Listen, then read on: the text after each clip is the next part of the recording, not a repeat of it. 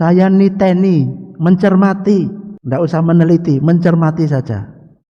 Paroki-paroki yang berkembang, jemaat-jemaat yang bertumbuh subur, itu ketika di dalamnya banyak orang-orang yang mau ngerkoso, mau menderita dan mengalami misteri cinta Tuhan. Tapi ketika umatnya keset, malas, grimis sithik wae moh ndak masuk angin, nek dikeroki malah kulitnya dong ngelotok. Ketika orang banyak cincong, banyak alasan untuk mundur dan mencari zona aman, kenyamanan sendiri dan moh nerima penderitaan, orang gelem ngerkoso, imannya tidak akan bertumbuh. Imannya tidak akan berkembang.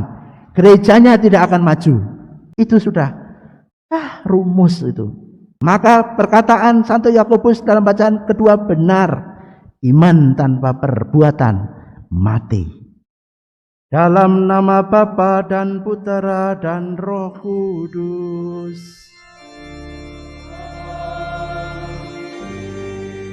Tuhan bersamamu.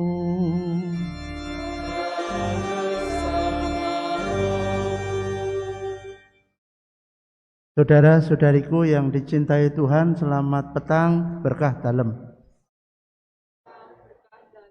Mari kita menghadap Tuhan, bersyukur atas kasih karunia yang kita terima, seraya memohon agar kita senantiasa tinggal di dalam kasih Tuhan. Karena kebahagiaan sebagai pengikut Kristus ialah damai sejahtera di dalam kasih karunia-Nya. Maka dalam Ekaristi ini, mari kita membuka hati, mendengarkan sabdanya, dan mohon agar kita mampu menjadi pelaksana sabda dalam kehidupan sehari-hari. Mari kita siapkan hati dengan mengakui lebih dulu segala dosa dan kesalahan kita di hadapan Tuhan. Kita mohon belas kasih agar pantas ikut serta dalam Ekaristi Minggu biasa yang ke-24 ini. Semoga Allah yang Maha Kuasa mengasihani kita, mengampuni dosa-dosa kita, dan mengantar kita ke hidup yang kekal. Tidak mudah memahami, menerima ajaran Yesus dalam Injil baru saja ini soal penderitaan. Siapa sih yang mau menderita? Bukankah kita sejak kanak-kanak mendengar harapan orang tua kita agar hidup kita itu lebih bahagia daripada mereka? Orang tua yang lumrah, ya, layaknya orang tua, itu pasti berharap anak-anaknya lebih bahagia daripada hidup dari orang tua itu sendiri. Juga mereka yang akan melangsungkan hidup berkeluarga berharap dan menghindari penderitaan dalam hidup. Tidak ingin kalau dalam hidup perkawinan itu ada penderitaan, ada kesulitan, ketidakcocokan, problem, dan seterusnya. Inginnya ya bahagia, nggak mau ngerkoso lah.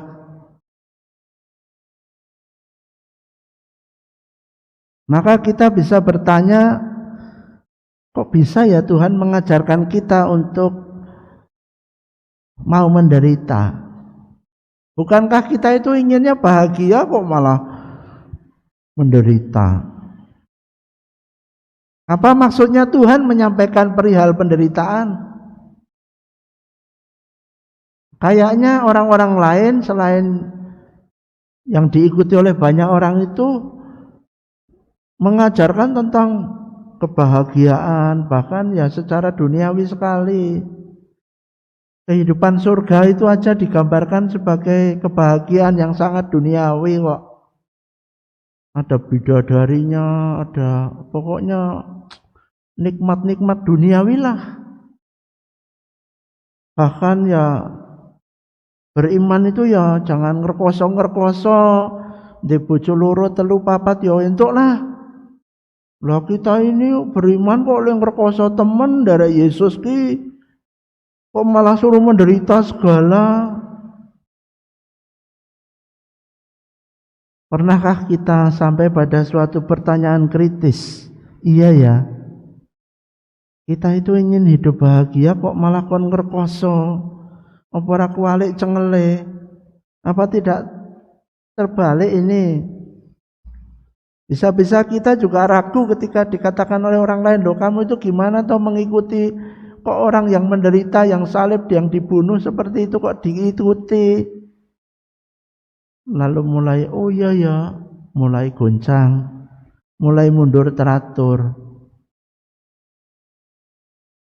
Apa maksud Tuhan dengan menyampaikan perihal penderitaan? Ini yang saya harap ditangkap. Ini yang setidaknya harus kecekel, harus tertangkap betul. Sebab ini melawan kodrat kita yang menghindari penderitaan dalam hidup ini.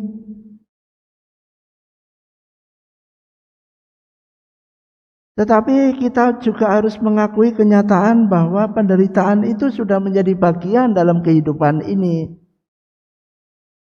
Adakah orang yang tidak pernah mengalami penderitaan, tidak pernah sakit, tidak pernah kesulitan? Kayaknya nggak ada. Dan Tuhan sebetulnya mau menunjukkan itulah jalan. Penderitaan itulah jalan. Bukan tujuan. Itulah jalan untuk mengalami misteri cinta Allah. Ini jawabannya. Supaya kita masuk dalam misteri cintanya, ya kita kudu gelem ngerkoso. Kita harus mau untuk menghadapi kenyataan ini, juga bergumul dalam penderitaan ini, dan orang yang sudah terbiasa menderita, ia akan mampu menghargai kebahagiaan. Tapi orang yang sudah tidak mau ngerkoso, orang yang kerap kali menyingkirkan derita dalam hidupnya, ialah orang yang tidak akan bisa menghargai kebahagiaan.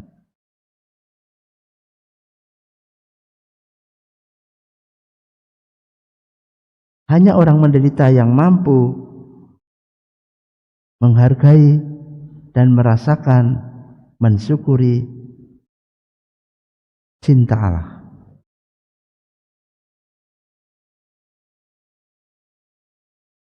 Anda dan saya tentu pernah mengalami cinta, bukan? Cinta itu suatu gerakan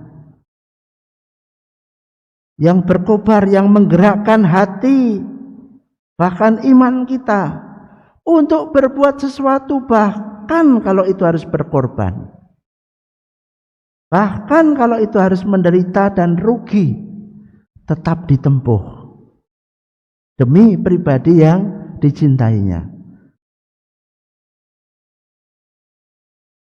Maka dengan gambaran yang semudah itu, kita mestinya memahami kalau kita cinta sama Tuhan, pasti kita juga akan rela untuk mengalami kalau itu juga penderitaan. Karena di dalam penderitaan itu pun kita bersentuhan dengan cinta Tuhan. Saya tidak lagi ngomong kosong. Dulu sebelum saya kena sakit menahun ini, sakit kronis ini, lebih sulit untuk mensyukuri cinta Tuhan. Tetapi ketika tubuh ini mulai rapuh, raga ini mulai menurun kekuatannya karena derita dan sakit, saya lebih dekat dengan cinta Tuhan. Yang dulu awalnya itu ada penolakan, ada proses denial, menolak. Kenapa menderita? Kenapa aku? Salahku apa? Dosaku apa? Nah, orang menderita itu bukan karena hukuman atas dosa. Tetapi orang yang mengalami derita, kesulitan, masalah dalam hidup, Tuhan itu mendekatkan kita pada cintanya. Sungguh itu. Itu hadiah yang makin besar untuk kita. Mengalami cinta Tuhan melebihi dari hadiah material duniawi.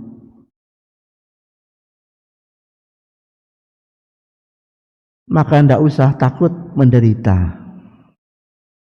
Maka harus tetap move on ketika kita mengalami kesulitan. Karena di situ Tuhan dekat dan bawa kado untuk kita. Yakin itu.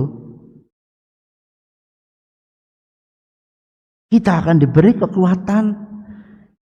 Kita akan ciluba, ternyata aku ini tanpa pertolongan Tuhan, ya ampun, gak bisa apa-apa. Dan betapa Tuhan sangat menyayangi. Dan untuk apa kita hidup sampai sekarang ini? Untuk apa kita masih bernafas dan kedap-kedip sampai sekarang ini? Karena Tuhan cinta. Sungguh, saya tidak omong kosong. Tuhan sangat mengasihi.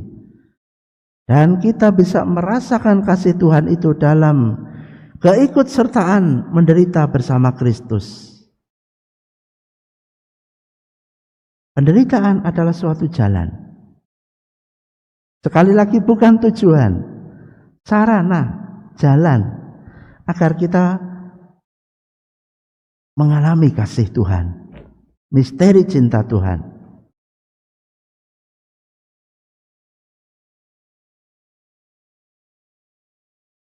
Gereja berkembang juga karena orang-orang yang mau menderita. Saya niteni, mencermati. Tidak usah meneliti, mencermati saja. Paroki-paroki yang berkembang, jemaat-jemaat yang bertumbuh subur, itu ketika di dalamnya banyak orang-orang yang mau ngerkoso, mau menderita dan mengalami misteri cinta Tuhan.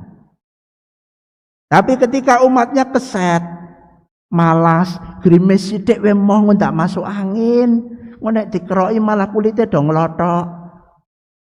Ketika orang banyak cincong, banyak alasan untuk mundur dan mencari zona aman, kenyamanan sendiri dan moh nerima penderitaan, ora gelem ngerkoso, imannya tidak akan bertumbuh, imannya tidak akan berkembang, gerejanya tidak akan maju.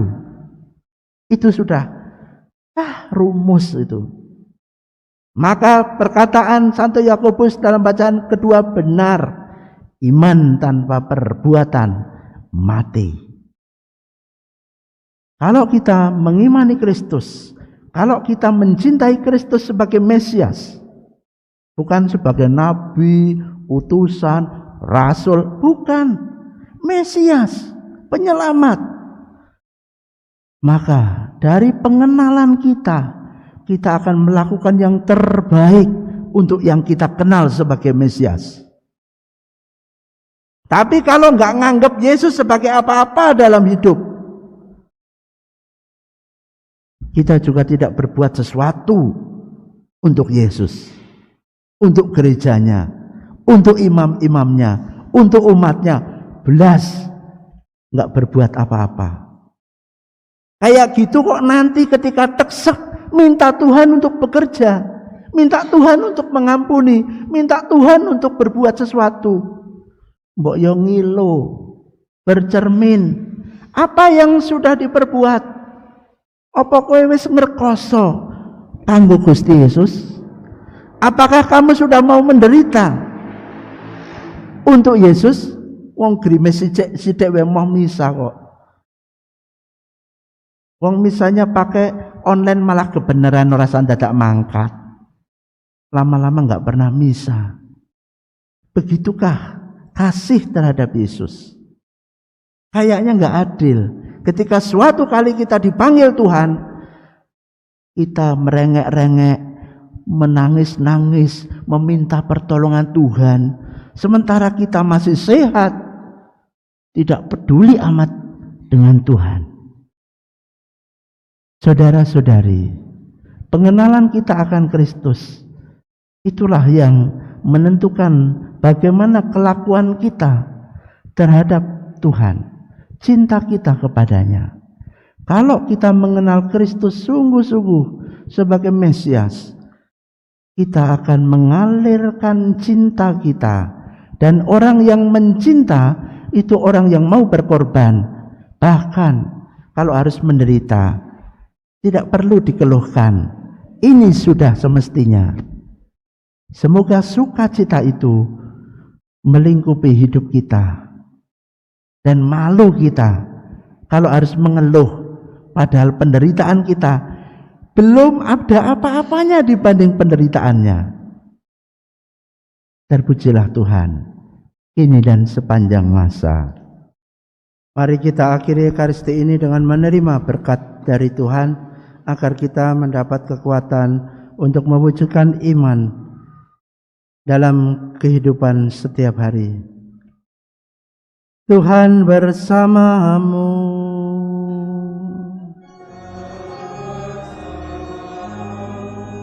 Kita senantiasa dibimbing, dilindungi, dijauhkan dari paparan virus COVID-19, disembuhkan dari segala penyakit, dan diberkati Allah yang Maha Kuasa, Bapa, Putra, dan Roh Kudus.